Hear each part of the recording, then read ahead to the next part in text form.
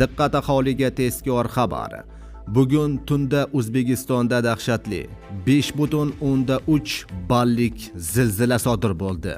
Barcha fuqarolarimizni Alloh asrasin. Assalomu alaykum, hurmatli tomoshabinlar. O'zbekistonda va jahonda sodir bo'layotgan eng so'nggi va dolzarb xabarlarni o'tkazib yubormaslik uchun hoziroq like tugmachasini bosib qo'yishni unutmang.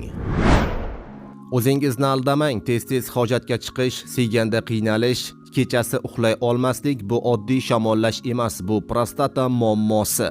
Agar bugun e'tibor bermasangiz, ertaga og'riq ham, asorat ham kuchayadi. Vulkan 100% tabiiy kuchli tabobat inomi prostata bezidagi yalliqlanishni kamaytiradi. Siydik yo'lini tiklaydi, erkaklar quvvatini kuchaytiradi.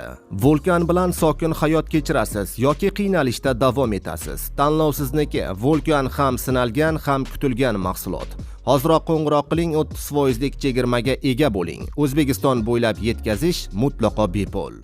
Diqqat, tezkor xabar. O'zbekiston Respublikasi hududida 20-may kuni tunda zilzila sodir bo'ldi. Bu haqida Seysmoprognostik Monitoring Respublika markazi xabar berdi. Zilzila epitsentri Qorako'l tumanida bo'lgan. Zilzila soat tungi 01:40 da yuz bergan.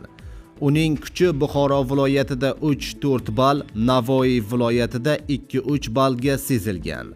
19-may kuni Tojikistonda ham qayd etilgan zilzila kuchi O'zbekistonning Uzun, Denov, Sarosiyo, Oltinsoy tumanlarida 2 ball bo'lib sezilgan edi, deyiladi xabarda.